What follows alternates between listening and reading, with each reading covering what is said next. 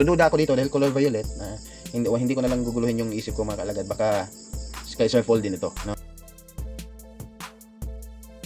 Magandang gabi po sa inyong lahat mga kaalagad. So sa video ito mga kaalagad, ituloy na po nating panoorin yung live ni Chris na kanina. Naputol po kasi, hindi ko siya pinanood hanggang sa huli kasi po nabisi ako, may ginawa ako. Kaya yung unang topic muna, yung content ko kanina tanghali, kung saan sinabi niya sa kanyang unang topic na ibinahagi niya sa atin na ayun nga, maggumawa ng bagong account para lang makapanira sa kanila. Ang masaklap pa is yung ginamit yung panangalan ni Mambet Buagas. Ito si Mambet is tiyahin ba to ni Chris na or pinsan, basta relatives to ni Chris na. Makikita din natin ito sa vlog ni Chris na ating Dayogdot. Nandun din ito si Mambet sa nagba-vlog din siya, tapos nandun yung latest na vlog ni Chris na kung saan nag-celebrate sila ng Father's Day.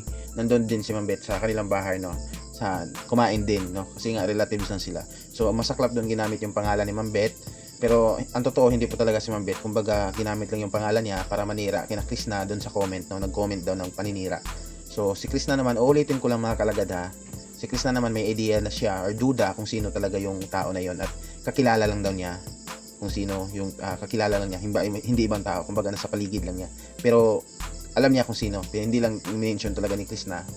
Buti yun kasi wala pang evidence, no, pero at least may hint na siya kung sino mga kalagad, no. So for this video mga kalagad, ipagpatuloy po natin kung ano yung next topic dito ni Chris na sa kanyang live, kung ano pa yung nabanggit niya dito. Ayaw nga pala mga kalagad, wag na kayong masyadong mag-alala, no, dahil lang po si Chris na nga kagabi na nasa hospital siya, pero wag kayo masyadong, mga nanay dyan, wag kayo masyadong malungkot or mag-alala kay Chris na, dahil nakauwi na po siya. Kahapon ito siya nadala sa hospital, pero siguro hindi naman siguro siya na-admit, nakauwi naman siya agad. Ang ginawa lang po is tinurukan siya ng gamot sa kanyang kamay. Ito, ayan, para sa kanyang sakit ngayon, sobrang sakit ng tiyan, ulcer at saka UTI. Tapos nakapag-live na siya kaninang umaga, kung saan nasa bahay na sila, no. So nag-live din kasi si Dayogdot kagabi. Ayun nga, sinabi niya na nasa hospital daw si Chris na, pero thank God dahil nakauwi na agad si Chris na, hindi talaga na magstay siya doon na matagal sa hospital, kasi okay naman yun, at least mapagaling talaga siya, pero may isip din natin yung mga araw na wala siyang upload, pero thanks God kasi hindi nangyari na magtagal siya sa hospital or ilang linggo pa siya, at umuwi lang siya agad, no. Tinurukan lang siya ng gamot mga kalagad. So wag na tayong masyadong mag-alala, no. Pray na lang po natin si Chris na yung mabilisang recovery niya mga kalagad. Tara, panoorin natin kung ano yung mga iba pang topic dito ni Chris na sa kanyang live. Nabigay na pala ni Sir Tots or Sir Jason ang kanyang tumbler para kay Chris na mga kalagad. Nabigay na niya kay Chris na. Pero maliban sa tumbler ni Sir Tots ay may inabot din si Sir Tots na isa pang tumbler na kung saan ipinabigay lang sa kanya ni Chris na Peking Koreana yung nakalagay at violet. At ayan, ito po yung color. So iba din yung ibibigay na tumbler din ni Sir Tots TV. So ayan, ito is dinala lang ni Sir Tots at parang inutos lang sa kanya na siya yung magbigay kay Chris na. So duda ako dito dahil color violet, hindi ko na lang guguluhin yung isip ko mga kalagad, baka sky fall din ito, no, galing kay Chris na ba, baka nagbigay din siya ng tumbler. Okay naman yun, dalawa yung tumbler ni Chris na, kasi para araw-araw iba yung magagamit niya. Pwede niyang dalawa yung tumbler niya kapag dadalhin niya dalawang tumbler kapag pupunta siya ng bundok, di ba? Saan pa ka, napakaganda nun kasi mas maraming tubig na nadala mo. Ayun, Peking Koreana yung nilagay dito sa tumbler na ito. Hindi alam ni Chris na kung sino yung nagbigay, basta pinabigay daw sabi daw ni Sir Jason sa kanya, or ni Sir Tots TV, na pinabigay lang sa kanya. Nung nakarang araw pa, pumunta si Sir Tots sa kanya, dito sa kanilang bahay ni Chris na.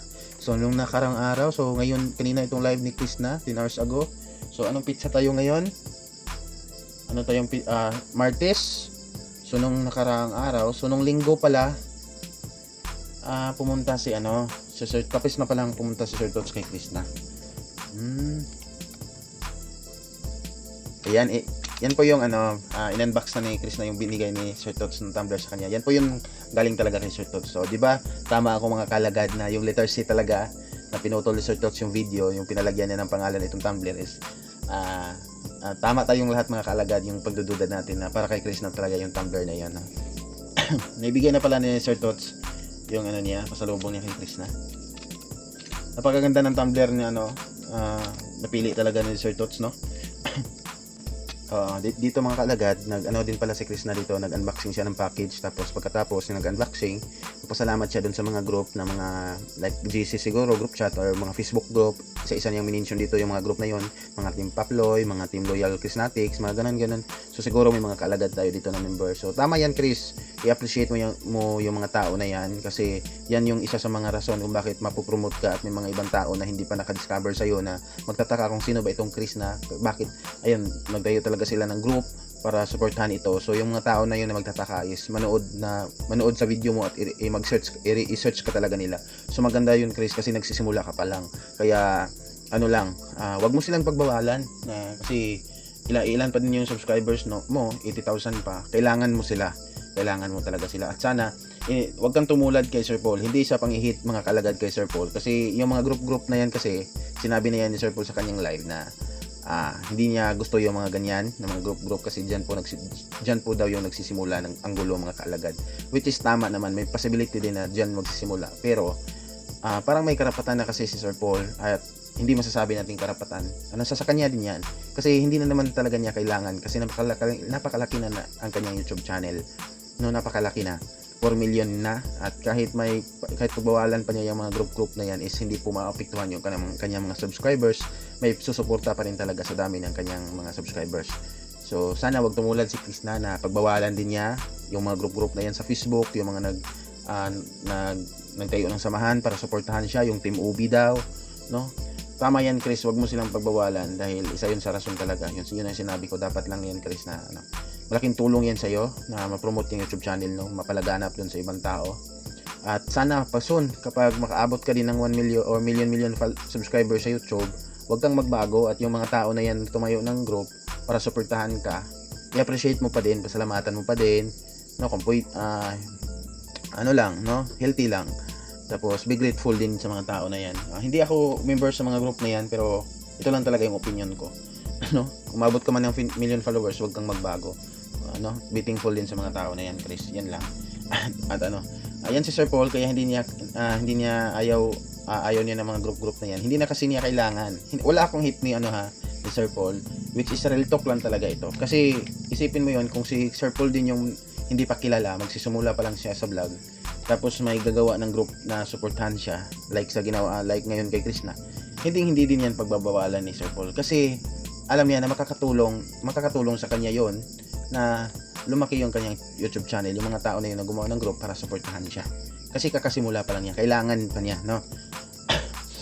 walang hate kay Sir Paul, real talk lang to, guys, pero ayun, maganda yan, Chris, maganda yan yung ganyan sa mga, wag mong pagbawalan yung mga tao as long as wala silang ginagawang masama, hindi nila dinudumihan yung pangalan mo, hindi nila ginagamit yung group para makapanglamang sa kapwa or makapangloko ng ibang tao, at as long as yung suporta yung pinapakita nila, walang basta yun yung ibig sabihin ko, na wala silang tinatapakan ibang tao, wala silang niloloko, na ginagamit yung pangalan mo, ginagamit yung pagbuo ng group, as long as hindi ganyan, okay yan, Chris, as long as nakapokus sila sa pag-support sa journey mo, maganda yan, Chris. Hanga ako sa part mo na yan, Ang nagpaladala pala dito sa package na ito is Team Ubi daw, Team Ubi, signature color yon ng Chris Pao, So, isa din daw yun sa mga group na nagsusupport ngayon kay Chris na. Dito mga kalagad is prinomote niya yung YouTube channel ni Inday Ugdot at ni Diskarte ni Bet. Yun, kasi ayun nga, may mga araw talaga na walang upload si Chris na, pero minsan din kahit wala siyang upload is meron namang upload si Diskarte ni Bet at si Inday Ugdot, at yun daw minsan yung upload nitong dalawa is tungkol sa kanya at kapag pupunta ito sa bahay ng lola niya. So doon sa pamamagitan ng pag-support nyo sa YouTube channel ni Diskarte ni Bet at ni Inday Ugdot, magkaroon din kayo ng update si Chris na kung halimbawa may mga araw siyang walang upload tapos may mga upload itong dalawa, so minsan mapagpanood mo dito si Chris na sa mga upload nila. So parang may update ka na din at makikita mo din sa mga vlog nila si Chris na, mga kaalagad. So i-subscribe natin ang kanilang YouTube channel. Nakasubscribe na ako dito kay Inday Ugdot. So ito naman kay Diskarte ni Bet, hindi pa ako nakasubscribe sa kanyang YouTube channel. So ngayon pa lang, ayan, click natin itong subscribe. Yan. So ayun mga kalagad, tapos ko na itong panoorin yung live ni Chris na kanina. So after ng second topic niya na tungkol doon sa tumbler na binigay ni Sir Tots TV sa kanya, nag-unboxing na siya ng package na binigay ng Team Ube, isang group na nagsusupport sa kanya, FB group siguro, or siguro FB group itong Team Ube, No? So shout out sa mga member ng Team UB dyan. Maraming salamat sa pinadala yung parcel para kay Krishna. At ayun, pagkatapos ng binuksan niya yung parcel is, ayun, nagbasa na lang siya ng comment sa kanyang live, yung mga taong nagpa-shout out. So ayun, maraming salamat kalagad, no?